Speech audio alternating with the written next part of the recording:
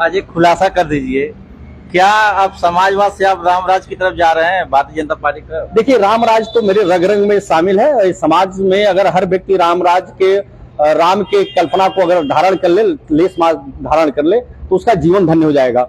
हम चाहेंगे कि हमारे इतने दिनों से समाजवादी पार्टी में थे, उसको त्याग करके राजनीति से दूर हो गए। देखिए, मैं राजनीति से दूर नहीं हुआ हूँ, राजनीति मेरे रग रग में शामिल है। समाजवादी पार्टी का मैं बताऊं, मैं राजनीति शास्त्र से एमए हूँ और एमबीए हूँ। तो मैं राजनीति शास्त्र में जब पढ़ता था तो समाजवाद की अवधारणा में पढ़ता था। समाजवाद का अवधारणा जनता की वजह से जो समाज के मूलभूत आवश्यकताओं से दूर थे, उनके प्रति मेरे मन में हमेशा करुणा का भाव, दया का भाव और सहयोग की भावना बनी रही। और जब मैं बड़ा हुआ, बचपन से मेरे मन में एक चीज रहता था कि किसी लायक अगर मैं बनूंगा तो लोगों के लिए मैं काम करूंगा। तो जब भी नमस्कार, हम इस समय संत कबीरनगर जिले के धनघटा चौराहे पर मैं आपको एक ऐसी शख्सियत से मुलाकात करवाना चाहता हूं जो किसी परिचय के मोहताज नहीं है। अपने कर्म की बदौलत पे यूथ आइकॉन जैसे कई जो अवार्ड पा चुके हैं, ऐसे शख्सियत से मैं मुलाकात करना चाहता हूं। सर, आपका स्वागत है। नमस्कार भाई साहब। सर, जो है सबसे पहले आपका जो हमारे चैनल पे स्वागत है। जी धन्यवाद। आप सबसे पहले आप बताइए, जो किस प्रकार से आपके अंदर ऐसा भाव है कि आप समाज सेवा को चुने? देखिए, बचपन से मेरे मन में जो दीन दुखी लोग थे, जो समाज के वंचित लोग थे, जो किन्हीं कारणों से, चाहे वो क्षेत्र की वजह से, शिक्षा की वजह से, जातियों की वजह से, आर्थिक विपन्नता की वजह से, जो समाज के मूलभूत आवश्यकताओं से दूर थे, उनके प्रति मेरे मन में हमेशा करुणा का भाव, दया का भाव और सहयोग की भावना बनी रही। और जब मैं बड़ा हुआ, बचपन से मेरे मन में एक चीज़ रहता था कि किसी लायक अगर मैं बनूंगा तो लोगों के लिए मैं काम करूंगा। तो जब भी जैसे जैसे मेरी क्षमता जिस रूप में आती गई, मैं लोगों के लिए काम करता गया। मैं आपको देखते होंगे, मैं पिछले भी 22 सालों से सोशल वर्क में मैं काम बड़ा कर रहा हूँ। पहले भी करता था, लेकिन अभी बड़े पैमाने पे करने लगा। मैं एक छोटा उदाहरण बताता हूँ। मैं जब नर्सरी स्कूल में गंगा देवरिया पढ़ता था तो वहाँ आंखों का ऑपरेशन होता था, पुआल पे लिटा के लोगों का। बड़े गरीब लोग रहते थे, तो मन में बड़ी दया की भाव आती थी कि कहाँ जिनके पास पैसे हैं उनकी भी आंखें रोशनी उतनी देंगी, गरीबों की भी रोशनी उतनी देंगी। दोनों के लिए रोशनी की जो जरूरत है एक समान भाव में है। लेकिन पैसे के अभाव में पुआल पे लिटा के लोगों की आंखों का ऑपरेशन किया जाता है। उसमें बहुत सारे लोगों के एक बार में 10-10, 15-15, 20-20 लोगों की संक्रमण होते थे, आंखों की रोशनी चली जाती थी। तो मैंने बाल्यावस्था में संकल्प लिया, मैं जब भी बड़ा होऊंगा, किसी लायक होऊंगा, तो मैं एक बड़ा अस्पताल लांच का अपने क्षेत्र के गरीबों के लिए मैं करूंगा। मैं जब बड़ा हुआ, थोड़ा सक्षम हुआ, तो मैंने एक अपने नौरंगिया चौराहे ध्रुव नेत्रालय के नाम से मैंने एक हॉस्पिटल, चैरिटी हॉस्पिटल बनाया, जहाँ बहुत कम पैसे में उच्च क्वालिटी की अच्छे डॉक्टर, अच्छे सर्जनों द्वारा एक ऑपरेशन का मैंने एक माध्यम सेंटर दिया और उसके माध्यम से मैं लोगों की सेवा कर रहा हूँ। और 20 वर्षों से लगातार मैं अंधता निवारण से लेके ब्लड डोनेशन, खून एक ऐसा चीज है जिसका कोई विकल्प नहीं है और धरती पे आप किसी को कुछ भी दे सकते हैं। एक खून दान अगर किसी को दे दिए तो आपका वह खून दूसरे के रगों में, अगर दूसरों की धड़कन में अगर काम आ जाए तो दुनिया, मुझे लगता नहीं इससे पुनीत काम दूसरा है। अगर इस हिंदुस्तान में 10% लोग भी अगर ब्लड डोनेशन के लिए मोटिवेट हो जाएं तो बता रहा हूँ, पड़ोसी मुल्कों में भी खूनों की कमी नहीं रह जाएगी। लेकिन हिंदुस्तान में कहीं कहीं जागरूकता के अभाव में 1% लोग भी ब्लड डोनेट नहीं करते हैं। हम अभी कल मुझे एक अवार्ड मिला, सेवा रत्न अवार्ड 2023, ब्लड डोनेशन में ही मिला। मुझे 11:30 बजे रात को एक महिला ने फोन किया सहारा हॉस्पिटल से कि मेरी बेटी बहुत बीमार है, 4 यूनिट ही उसके पास ब्लड है और मुझे खून चाहिए। चूंकि मैं कल रक्तदान किया था, नहीं तो मैं कल ही जाके देता।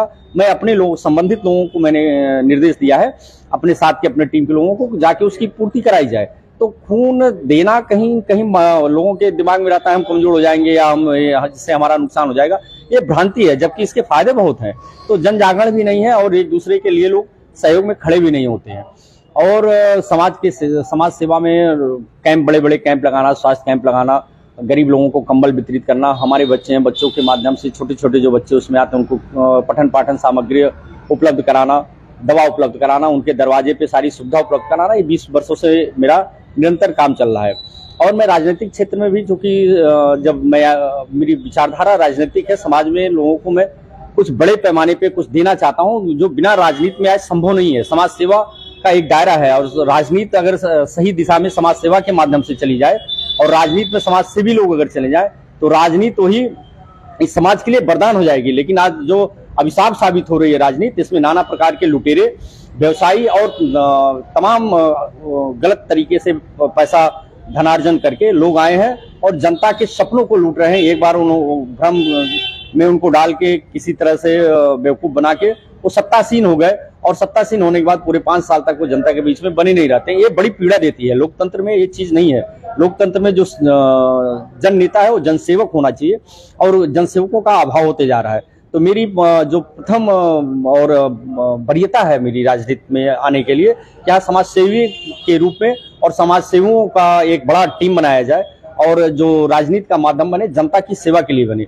2016 में मुझे बेस्ट यूथ लीडरशिप अवार्ड मिला था। एक मीडिया समूह ने मुझे दिया था जिसमें IVN 7 और ETV के सारे लोग थे। उसमें ब्रिज दुगल जी ने मुझे लखनऊ में दिया था। उसमें था 40 साल से कम उम्र के ऐसे नौजवान जिनकी सामाजिक गतिविधि अच्छी रही हो, समाज सेवा अच्छी रही हो, उनके ऊपर एक भी मुकदमे दर्ज न हो। तो मैं कभी भी, मेरा तो पृष्ठभूमि आपराधिक नहीं रहा है, तो मुझे वो अवार्ड 2016 में मिला था। फिर 2020 में मुझे उत्तर प्रदेश और भारत सरकार की तरफ से युवा महोत्सव में मुझे लखनऊ में भारतीय जनता पार्टी की सरकार ही थे और उस समय मैं समाजवादी पार्टी का उपाध्यक्ष था। उसके बाद भी मुझे चयन किया गया और समाज सेवा के रूप में मुझे यूथ आइकॉन अवार्ड से सम्मानित किया गया। तदुपरांत फिर पूर्व मुख्यमंत्री आदरणीय अखिलेश यादव जी ने मुझे युवा सम्मान पुरस्कार से सम्मानित किया। फिर अभी 2023 का मुझे सम्मान मिला है जिसमें मैं 20वीं बार रक्तदान किया हूं कल। और इसके पहले ऑर्गन डोनेशन में मैंने अपने किडनियां दान कर दी हैं और बहुत सारे हमारे साथी ऐसे थे उस हमारे कैंप में जिन्होंने आंखें दान की। कई लोगों ने तो अपनी संपूर्ण शरीर दान कर दी। तो एक समाज में जो हम समाज में रहते हैं, समाज में रहने का जो सबसे बड़ा एक अवधारणा है, हम समाज है क्यों, समाज की संरचना और संगठन बना क्यों है? क्योंकि समाज में हम एक दूसरे के अगर काम आएंगे, इसीलिए समाज में हम बसते हैं कि किसी के सुख दुख में हम काम आए। और ऐसा हो नहीं रहा है। हम एक दूसरे के काट छाट और कंपटीशन में, एक दूसरे के नुक्ताचीनी में, एक गलत परंपरा की तरफ हमारा समाज अधिकतर बढ़ चुका है। इस समाज को हमें एक सही दिशा देना है। इस समाज में एक दूसरे के लिए जीना है और इसके लिए एक दूसरे का सहयोग करना है। इसी क्रम को आगे बढ़ाने के लिए हमने रक्तदान कैंप और ऑर्गन डोनेशन, ये सब सारी चीजें इसलिए किया है कि हो सकता है किसी दिन जितने लोग संकीर्ण मानसिकता के लोग हैं जो आज जाति और धर्म पे राजनीति करते हैं, नाना प्रकार के आज वो उनके मुंहों से विश्वमन होता है। अभी आप देख रहे होंगे एक स्टालिन है, बार बार सनातन धर्म पे भी वो आरोप लगा रहा है। ऐसे गंदे लोगों को भी अगर किसी दिन जरूरत पड़ गई खून की, और जिस दिन उनके खून चढ़ेंगे वो किसी से पूछने नहीं जाएंगे एक खून किसी सनातनी का है या गैर सनातनी का है। तो जो यह काम है ये मानवता के लिए है और बहुत आगे आके होना चाहिए। जब ब्लड ही एक ऐसा चीज है या अंगदान ही एक ऐसा चीज है, जब जरूरत पड़ती है तो आदमी भूल जाता है हमको मुस्लिम का लग रहा है कि हमको हिंदू का लग रहा है। लोग उसमें विभेद नहीं करते हैं क्योंकि जान बचानी होती है। तो भावना हमेशा क्यों नहीं रहती? ये देश हमारा है, समाज हमारा है, मानवता सर्वोपरि होनी चाहिए, मानवता के लिए काम करना चाहिए। अगर हम मानवता के लिए काम करेंगे तो जो हमारा संस्कृति रहा है भारतवर्ष का, जो वसुधैव कुटुंबकम की जो संस्कृति रही है, ये पूरी दुनिया है, पूरा देश मेरा है, सब लोग मेरे हैं, यह भावना जब तक नहीं आएगी तब तक समाज का संपूर्ण विकास नहीं होगा। इन संकीर्णताओं से हमें आगे आना है। हम आह्वान करते हैं अपने नौजवानों का, इन संकीर्णताओं से बाहर आके हम एक दूसरे के साथ, एक दूसरे से कंधे से कंधा मिलाकर वसुधैव कुटुंबकम की भावना से हम आगे चले, तभी हमारा यह देश पुनः विश्व गुरु की तरफ बढ़ेगा और हमारा संपूर्ण विकास होगा। सर, लगातार 22 वर्षों से आप समाज सेवा कर रहे हैं और कई अवार्ड मिल रहे हैं, तो इससे जो आपको किस प्रकार की एनर्जी मिलती है? देखिए, अवार्ड मिलना अपने कार्यों के प्रति संतुष्टि मिलती है, लगता है कि हमने अच्छा काम किया है, हमें संतुष्टि मिलती है। लेकिन उससे बड़ा जो इसका मैसेज जाता है ऐसे लोगों को जो लोग कहीं कहीं हिम्मत हार गए हैं और ऐसे कामों के लिए उनको लगता है कि हम केवल मेरे करने से कुछ नहीं होगा या मैं न करूं तो इससे कोई फर्क नहीं पड़ना है। ऐसे लोगों के एक बड़ा संदेश होता है अवार्ड कि अगर वो भी एक काम करें तो उनको भी अवार्ड मिलेगा और उनको भी समाज में सम्मान मिलेगा, एक अच्छा काम करने का उनको प्लेटफॉर्म मिलेगा। 20-22 वर्षों से आप बिना किसी पद पे, ना सांसद, विधायक, जिला पंचायत, कोई पद नहीं था, फिर भी इस प्रकार से सेवा कैसे हो रही है? देखिए, किसी भी नेक काम को करने के लिए किसी पद की नहीं, एक मजबूत विचारधारा की जरूरत होती है। हम तो आज देखते हैं कि बहुत ऐसे सांसद, विधायक और मिनिस्टर और भी बड़े पोर्टफोलियो पे लोग, IAS, IPS और बहुत सारे ऐसे लोग हैं, व्यवसायी हैं, पैसे वाले लोग हैं जो मानसिक रूप से दीनहीन दरिद्र हैं। अगर हम कहें तो ये अतिशयोक्ति नहीं होगी। अभी मैं एक दिन पेपर में पढ़ रहा था कि एक परिवार जिन्होंने अपने बेटे को बहुत पढ़ा लिखा के विदेश भेजा था, बच्चे अमेरिका में रहते थे और वो एक शिक्षक थे। अभी ये कानपुर की भी अभी ये घटना आई है। वो शिक्षक थे, उनकी मृत्यु हो जाती है किन्हीं कारणों से घर में और किसी को पता नहीं चलता। जब पता चलता है तो उनके बच्चे अमेरिका से वीडियो कॉलिंग के जरिए उनको श्रद्धांजलि देते हैं। तो इन ऐसे पढ़ाई का, ऐसे विकास का, ऐसे तरक्की का और ऐसे पदों का मुझे लगता है कि हिंदुस्तान की संस्कृति में जगह नहीं है। ये पाश्चात्य जगत की तरफ बढ़ रहे लोग हैं जिनका जो प्रगति है विनाश की तरफ है। अगर संपूर्ण आप अपना विकास चातुर्दिक विकास करना चाहते हैं, अपने आप अंदर एक भावना ऐसी लाना चाहते हैं जिसमें सभी लोग खुश हो, तो भारत का वो संस्कृति है, वो दूसरा कहीं नहीं है। आप दुनिया में देखेंगे, दुनिया के लोग जो जिन्हें शांति और विकास नहीं मिल पा रहा है, वो लोग आते हैं और यहीं आपके नदियों के किनारे, अपनी माँ गंगा के किनारे रेत पे कपड़े निकाल के लौटते हैं। उन्हें यहाँ शांति और संस्कृति मिलती है। और आज हमारी युवा पाश्चात्य जगत की तरफ बढ़ रही है। आज ऐसे विचारधारा के लोग बढ़ रहे हैं जो सिर्फ विज्ञान को अपना तरक्की मानते हैं। विज्ञान हमारे जो है हमें आगे बढ़ाने का काम करेंगे, लेकिन जो हमारी संस्कृति, हमारा धर्म है, वो हमें चातुर्दिक हमारा विकास करने का काम करेगा और शांति और विकास दोनों हमें देने का काम करेगा। आज जो है आप यूथ आइकॉन, कई अवार्ड सम्मानित है, तो ऐसे में युवाओं के लिए क्या करना चाहेंगे? देखिए, युवा बहुत भोला होता है, कच्चे घड़े के समान युवा है। उन्हें जो हमें संस्कार हम देंगे वही उनके रगों में बहेगा। आज कहीं न कहीं पढ़ाई, कॉन्वेंट स्कूलों की पढ़ाई और जो नौकरी के लिए पढ़ाई हो रही है, इसके प्रतिस्पर्धा में अभिभावक भी, बच्चा जब छोटा रहता है उसी समय से उसे पढ़ाई के अलावा कुछ भी अपनी संस्कृति और अपना संस्कार या अपने पूर्वजों का जो त्याग और बलिदान है, अपने पूर्वजों की जो गरिमा है, वो बताने से चूक रहा है। और बच्चे मोबाइल में हाथ में मोबाइल आ जा रहा है। छोटे बच्चे, माँ को और पिता को अगर घर पे समय नहीं है तो अपने बच्चे को बहलाने के लिए मोबाइल का नेट खोल के दे देते हैं और अपना काम निपटाते हैं। तो अगर इस तरह का पालन पोषण होगा अपने बच्चे के साथ, इस तरह से लापरवाही होगा कि आप अपने पुरखों का, आप किसी नौजवान से तीसरी पीढ़ी उसका पूछे, चौथी पीढ़ी पूछे, नहीं बता पाता है। तो एक कहीं न कहीं कमी हम अभिभावकों की हो रही है।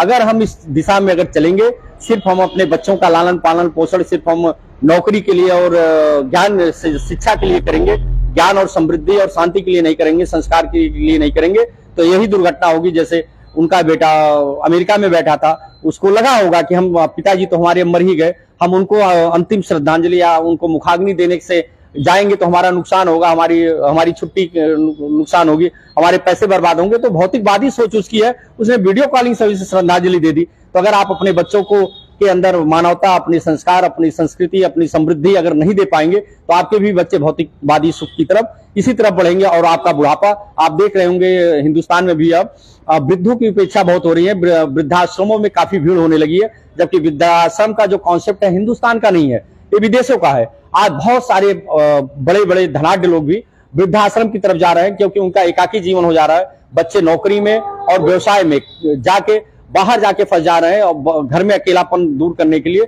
अच्छे पैसे वाले भी वृद्धाश्रम की तरफ जा रहे हैं। तो ऐसा ना करें कि हमारे माता पिता, हमारे पूर्वज जो हमारी संस्कृति है उसको खो के हम चंद पैसों के लिए हम अपनी संस्कृति और अपने सम्मान और अपने अभिभावकों का जो सेवा भाव का जो अवसर है वो हम खो दें। एक आखिरी सवाल, ऐसा क्या हुआ आप इतने दिनों से समाजवादी पार्टी में थे, उसको त्याग करके राजनीति से दूर हो गए? देखिए, मैं राजनीति से दूर नहीं हुआ हूँ, राजनीति मेरे रग रग में शामिल है। समाजवादी पार्टी का मैं बताऊं, मैं राजनीति शास्त्र से MA हूँ और MBA हूँ।